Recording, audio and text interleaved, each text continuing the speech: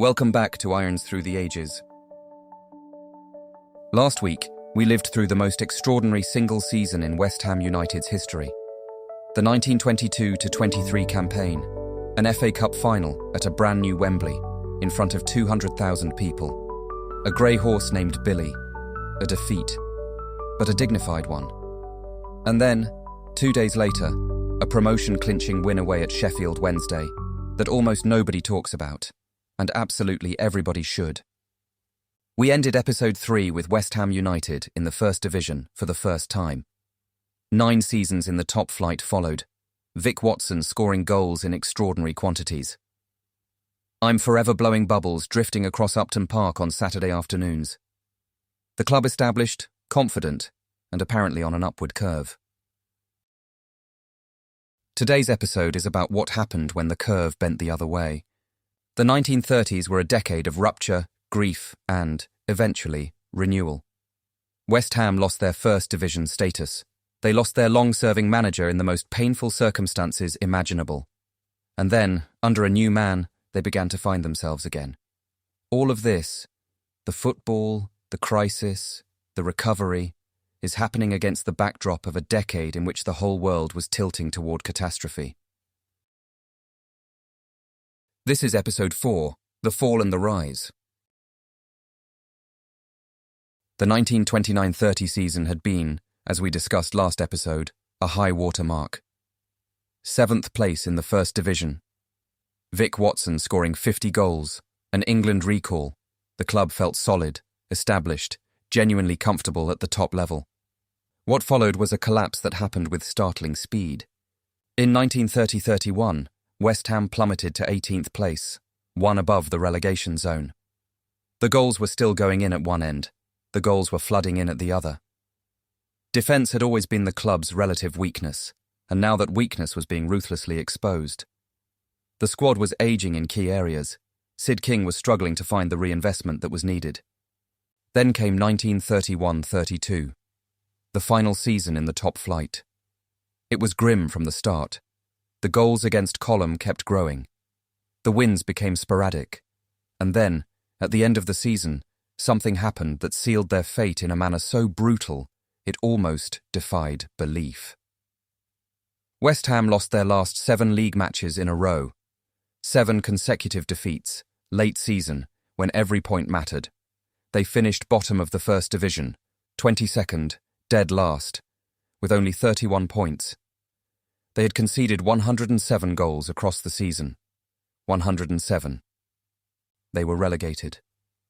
After 9 years in the top flight, 9 years of First Division football that had given the club genuine national standing, West Ham United were going back down to the Second Division, and the relationship between Syd King and the West Ham board was disintegrating. Syd King had been at this football club since 1899, 33 years. He had played for them, helped build Upton Park, guided them into the Football League, taken them to a cup final and promotion in the same season. He had spent a third of a century building West Ham United into what it was.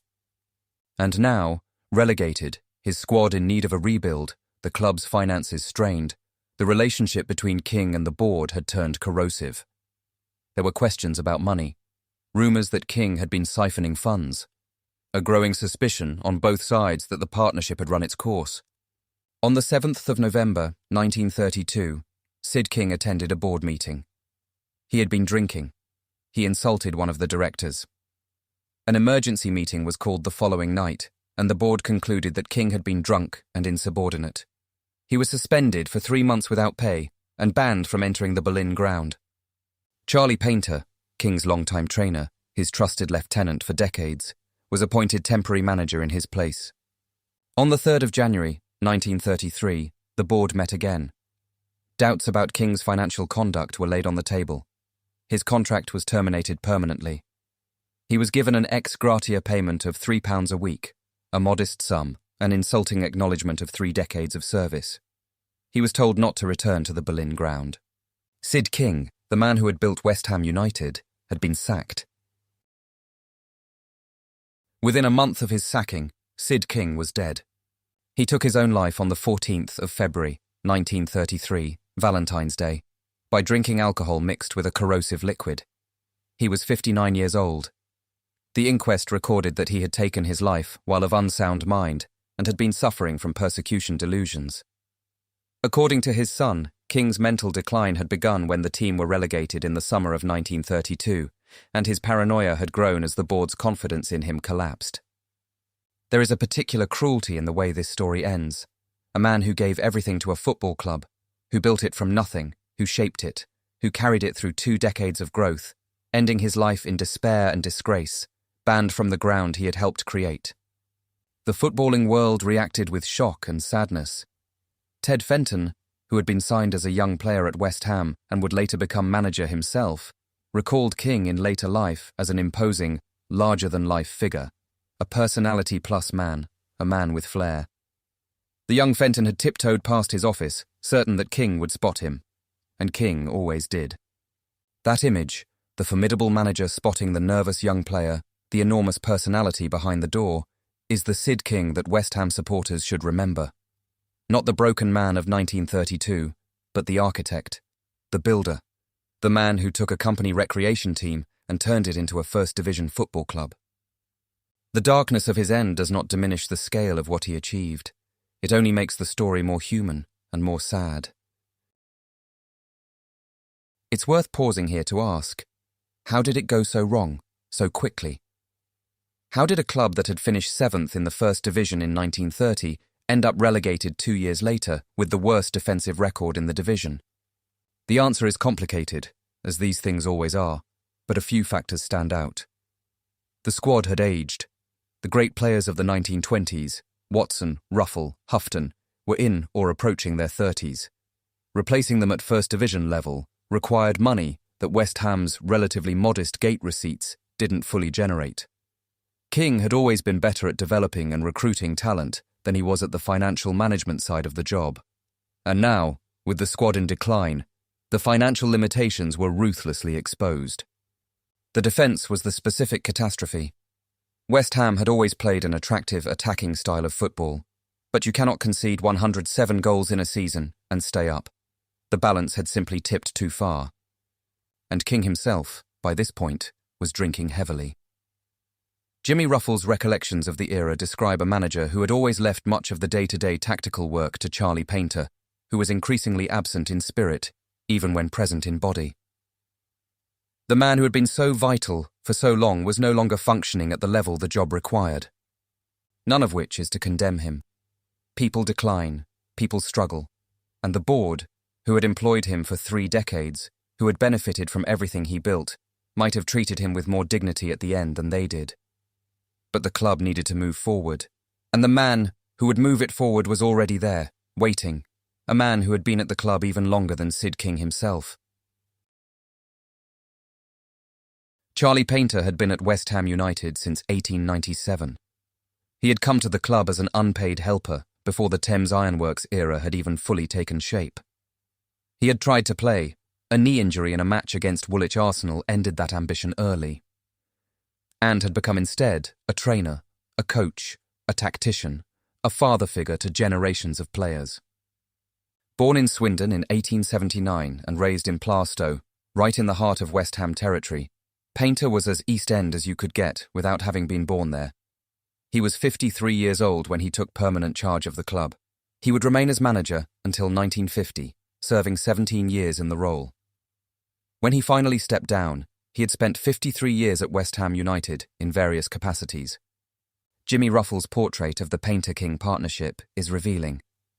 Syd King was a good manager, but he left a lot of the day-to-day stuff to our trainer Charlie Paynter. It was Charlie that most of us talked to about anything. King did the deals, found the players, managed the board. Paynter shaped how they played, motivated them, solved problems on the training ground. It was the classic partnership of the era, and it meant that when King went, the tactical and man-management intelligence of the operation was completely intact. Paynter took over with West Ham in serious trouble. Not just relegated, but struggling in the second division. In his first full season in charge, 1932-33, the club finished 20th in the second division, their lowest ever league finish, 1 point above the relegation zone. A second successive relegation had nearly happened. The club that had played in the White Horse Final 1-0 years earlier had come within a point of dropping into the third division. That sobering near miss concentrated minds wonderfully. And Paynter, with the steadiness of a man who had seen everything this club had to offer, set about rebuilding. What Paynter built in the mid-1930s was not a spectacular team. It was a patient one, a deliberate one, a team shaped around a philosophy that will sound deeply familiar to any West Ham supporter of any era. He invested heavily in a youth policy. He looked locally. He went back to the tradition that the 1905 football annual had praised, finding raw material on the marshlands and backstreets of East London and developing it at the club. He shunned, for the most part, expensive signings from other clubs. He wanted West Ham players to be made at West Ham. It was a long game. The results were mixed for several seasons. Third in 1934-35, fourth in 1935-36, sixth in 1936-37. Always thereabouts, never quite making the leap to promotion. The First Division remained tantalizingly out of reach year after year, like a bus that kept pulling away just as you reached the stop. But the football was good, the players were improving, and the young talent that Paynter was nurturing was beginning to make itself felt at the highest levels of the game. Most notably, a young inside left from Hackney named Len Goulden, who had been working at the Tate and Lyle Sugar Refinery in Silvertown while waiting for his chance. Paynter's very first full season in charge, 1932-33, the season West Ham nearly dropped to the third division, produced something that was, on the face of it, quite extraordinary. West Ham United, 20th in the second division, made it to the semi-finals of the FA Cup. That is the thing about football that separates it from almost every other form of competition. The cup doesn't care what division you're in. West Ham, scrapping at the wrong end of the second division, found a different gear entirely in the FA Cup. They won their early rounds. They beat first division opposition, and they found themselves at Wolverhampton Wanderers Molineux ground in the last four of the nation's most prestigious competition against one of the great clubs of the era. Their opponents were Everton, the reigning First Division champions, a team that included Dixie Dean, still the holder of the all-time record of 60 league goals in a single season, a record that will never be broken, and the formidable inside-forward combination of Tommy Johnson, Jimmy Stein, and James Dunn. Everton had been brushing aside opponents all season. They had beaten Luton 6-0 in the quarter-finals. West Ham pushed them hard. Everton took the lead inside 6 minutes. A corner worked to Dunn, who headed in. But Vic Watson, still there, still scoring, still the beating heart of West Ham's attack at 35 years old, equalised just before half-time. 1-1 at half-time. The second division side against the first division champions, level in an FA Cup semi-final. The kind of moment that makes football what it is. Then West Ham's Woods, in a moment that haunts this story, missed an open goal from 6 yards. 6 yards. The ball at his feet, the keeper beaten. He put it wide. Everton regrouped, capitalised on the reprieve, and eventually pulled clear to win the match. West Ham were out. Everton went on to win the cup. But there is something important in that semi-final, something beyond the result. This was a second division club, a club that had been nearly relegated to the third division in the league, showing, in the cup, that the quality was still there, that the players Paynter had assembled, old and new, could compete at the highest level when the occasion demanded it, that the fire hadn't gone out. It was a reminder of what this club was, and Paynter took that reminder, carried it back to Upton Park, and continued to build. Leonard Arthur Goulden was born in Homerton, Hackney, in July 1912. He grew up in Plaistow, Paynter's own neighbourhood, and began his football career with local clubs before joining West Ham United as an amateur in 1931. While he waited for his chance in professional football, he supported himself by working at the Tate and Lyle Sugar Refinery in Silvertown, a few miles east of Upton Park. He signed professional forms in 1933 and made his debut in April of that year. He was an inside left, a creative, attacking midfielder in the modern idiom, and from the moment he established himself in the team, he was clearly something special. Quick, technically gifted, instinctively creative. He could score goals, but he could also make them. threading passes through defensive lines with a precision that made him look several sizes too good for the second division. In 1935-36 and 1936-37, he was an ever-present, scoring 15 goals in each season. He formed a devastating partnership with Watson, Ruffell, still there, remarkable as it seems, and young forwards Dave Mangnall and Stan Foxall. This was a West Ham side that played, as Paynter intended, with intelligence and craft. Not spectacular, but very good. And then England came calling. In May 1937, despite playing in the second division, a vanishingly rare distinction, Goulden was selected for the England national team. He made his debut against Norway, scored, and went on to win 14 caps. He scored 4 international goals. One of them is worth dwelling on, because it is one of the most remarkable goals in England's history, scored in a match that is infamous for entirely different reasons. In May 1938, England toured Europe.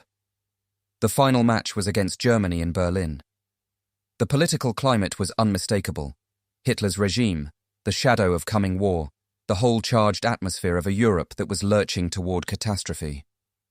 A Football Association official entered the England dressing room before kick-off and informed the players that, per the request of the Foreign Office, they should give the Nazi salute during the German national anthem. The dressing room exploded. Stanley Matthews, who was there, recalled it in visceral terms. "Bedlam," he said. All the England players were livid. Captain Eddie Hapgood wagged his finger in the official's face and told him in unambiguous terms what he could do with the Nazi salute. In the end, under enormous pressure, the Foreign Office was insistent, the diplomatic stakes were real, the players complied. The photographs of the England team giving the straight-armed salute in the Olympic Stadium in Berlin are among the most uncomfortable images in English football history. The players hated every second of it. Goulden, who was Jewish, must have found the moment particularly intolerable. But he responded in the only language that mattered on a football pitch. England won 6-3, and Goulden scored the final goal. He received the ball some 25 yards from goal, and without pausing to control it, struck a left-foot volley of such devastating power and precision that the net was torn from 2 of its pegs. Stanley Matthews watched it go in and said years later, "Probably the greatest goal I ever saw." The goal of a second division player, scored in the Olympic Stadium in Berlin in the year before the Second World War. One newspaper called it the East End's Jesse Owens moment. That description, perhaps a little extravagant, but you understand what they meant, captures something of the defiance in it. In a ground built for Nazi propaganda, a Jewish kid from Hackney who worked in a sugar refinery had scored a goal that people were still talking about 60 years later. That was Len Goulden. That was the quality Paynter had built at West Ham United in the second division. The cruel irony of the late 1930s for West Ham supporters is how close Paynter's rebuilt side came to getting back to the first division, without ever quite making it. Third in 1934-35, fourth in 1935-36, sixth in 1936-37, always strong, always in contention, never crossing the line. The club had assembled by the end of the decade what Paynter himself described as the most talented squad he had managed. With Goulden in his prime, Sam Small up front, Ted Fenton and Archie Macaulay in midfield, this was a team that looked genuinely capable of going up. At the start of the 1939-40 season, West Ham were one of the favourites for promotion, and then, 3 matches in, the government announced that all football competitions were suspended. It was the 3rd of September, 1939. Britain had declared war on Germany. For the second time in a generation, the world had intervened at the worst possible moment for West Ham United's ambitions on the pitch. The West Ham Hammers, a professional baseball club in East London in the 1930s, playing in something called the London Major Baseball League, wearing claret and blue and the crossed Hammers badge. Now, a clarification is important here. The West Ham Hammers Baseball Club was not an official offshoot of West Ham United Football Club. There was no formal institutional connection. They were separate organisations. But they shared a name, a location, a community, a badge, and, most tangibly, colours. The claret and blue of the football club had become, by the 1930s, so identified with East London that a completely separate sporting organisation adopted it naturally, almost inevitably. It was civic identity expressed through sport. But why baseball? Why in East London? Why in the 1930s? Here is a thing that surprises most people. Baseball was played in Britain long before it became America's national game. It was played in English villages in the 18th century. There are references to it in Jane Austen, of all places. It was popular enough in Victorian England to generate organised leagues. It faded as cricket dominated the summer sporting calendar, and it was then re-imported from America in a more recognisably modern form in the late 19th and early 20th centuries. By the 1930s, there was a genuine and growing baseball culture in certain parts of Britain. The north of England had its own leagues and traditions. And in London, in 1936, the London Major Baseball League was formed, a professional organisation with serious ambitions to establish the game as a major spectator sport in the capital. The teams included the West Ham Hammers, the Romford Wasps, the Hackney Royals, the Catford Saints, and White City. They played at purpose-built venues or shared grounds with other sports. The crowds were real, 4,000 to 8,000 regularly, and the standard of play was, thanks in part to the importation of professional players from North America, genuinely high. The man who brought the whole enterprise to life at West Ham was a businessman named L.D. Wood, who owned the West Ham Baseball Club and understood that to compete at the highest level of this new league, he needed the best player manager he could find. He found one. And the man he found was one of the most remarkable sporting figures to ever pull on a West Ham shirt of any kind. Roland Edouard Gladue was born in Montreal in May 1911. He was a third baseman of exceptional natural ability, quick, powerful, with the kind of batting eye that made pitchers nervous. He had played in the minor leagues in North America and Canada for several years, always on the cusp of the big leagues, always slightly blocked or unlucky. When L.D. Wood came looking for someone to lead his West Ham baseball team, Gladue was available and intrigued by the adventure. He arrived in East London in 1936. He was immediately a sensation.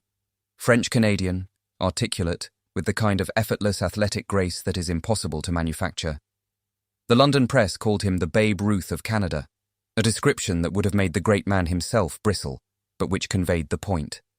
This was a player of rare ability, and East London had somehow ended up with him. In his first season, 1936, Gladue led the Hammers to the league championship. But the moment that defined his time in East London, the moment that gave the West Ham Hammers their place in sporting legend, came on the 28th of August, 1936. The United States Olympic baseball team was touring Europe after the Berlin Olympics. Baseball had been a demonstration sport at those same games where Len Goulden would later score his extraordinary goal, and the American team were widely regarded as the finest amateur baseball players on the planet. They were coming to West Ham Stadium to show the English what the game was supposed to look like. The West Ham Hammers beat them 5-3. The US Olympic team, fresh from the Berlin Olympics, beaten by a professional baseball club from Canning Town. Gladue contributed 2 hits, managed his side with the cool authority of a man who had been doing this all his life, and walked off the pitch having pulled off one of the most unlikely sporting upsets you will ever hear about. The following year, 1937, Gladue was even better individually.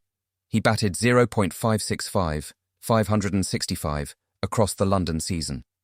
That is a batting average so high it barely sounds real. He took the London Circuit batting title with it. He led West Ham to a top 2 finish. And then, in 1938, with the political climate in Europe darkening rapidly and the future of the league uncertain, he returned to Canada. His story has a postscript that is worth telling. After further years in minor league baseball in Canada, Cuba and Mexico, the wandering life of a borderline major leaguer, Gladue finally got his chance in the big leagues in 1944. He made his debut for the Boston Braves at the age of 32. He would play 21 games in Major League Baseball, a small but precious slice of the career he had deserved for years. He died in Montreal in July 1994, aged 83. In 2011, he was inducted into the British Baseball Hall of Fame. His picture, at bat in his West Ham uniform, is the most prominent image on the cover of the definitive book on this era. British Baseball and the West Ham Club, by Josh Chetwynd and Brian Belton, published in 2007. The London Major Baseball League peaked in 1936 and 1937. By 1937, the sport had spread nationally enough that 11,000 people packed into Hull's Craven Park for the Challenge Cup final. There were signs that baseball, under the right circumstances, could become a genuine part of British sporting life. And then the same thing happened to British baseball that happened to West Ham United's promotion campaign. War. September 1939. The league was suspended. Players went into military service. Grounds were requisitioned. The communities that had supported these teams were bombed, evacuated, disrupted beyond recognition. When the war ended, baseball in Britain never recovered the momentum of those mid-1930s years. Without the infrastructure, the investors, and the continuity of competition that had been building, the sport faded back to the margins. It has been played in Britain since. It is played now. But it never again came close to the mass appeal it had briefly, gloriously achieved in East London in the summer of 1936. The West Ham Hammers Baseball Club is one of English sport's great what-ifs. What if the war hadn't come?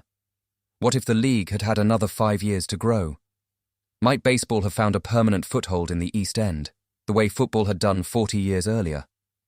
We'll never know. But for 2 seasons, in the grounds of Custom House, a French-Canadian named Roland Gladue and his team of Hammers had given East London a reason to shout about something they'd never expected to be shouting about. West Ham, come on you Irons. And, improbably, briefly, wonderfully, come on you Hammers. On the 3rd of September, 1939, Neville Chamberlain broadcast to the nation. Britain was at war with Germany. Football was suspended 3 matches into the season. For West Ham United, this was the second time in a generation that war had arrived and taken everything away. The first time, in 1914, the club had lost a generation of supporters and volunteers to the trenches of the Western Front. This time, the threat came from the air. The East End of London was bombed with particular ferocity during the Blitz, which began in September 1940. The docks, still the industrial heart of the area, still the reason West Ham's communities existed, were prime targets.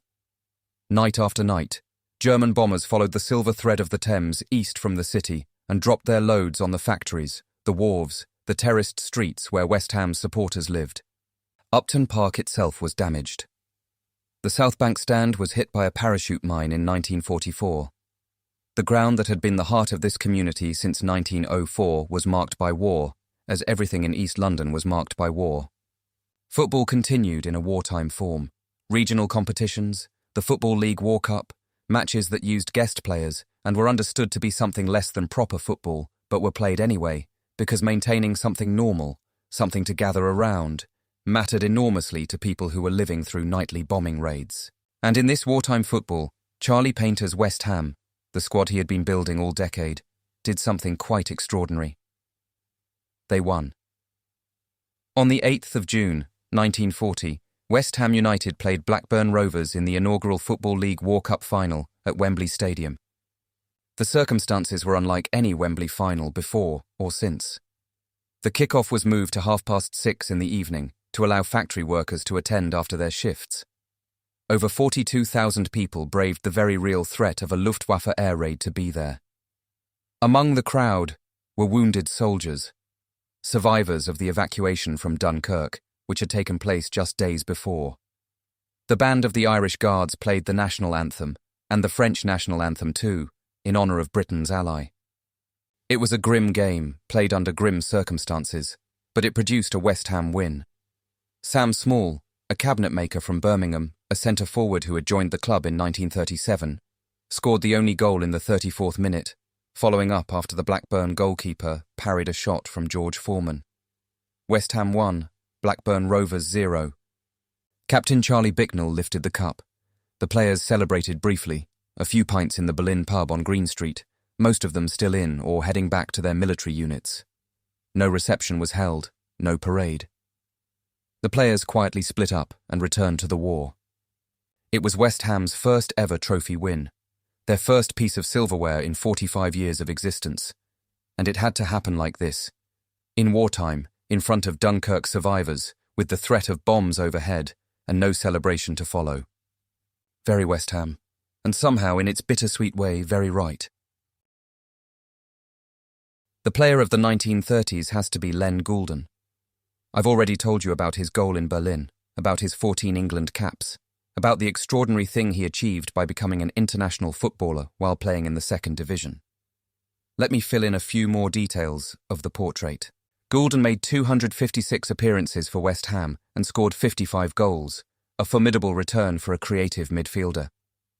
He was, according to Ernie Gregory, a goalkeeper who watched him from the stands at Upton Park before signing for the club, simply the greatest forward West Ham had ever had.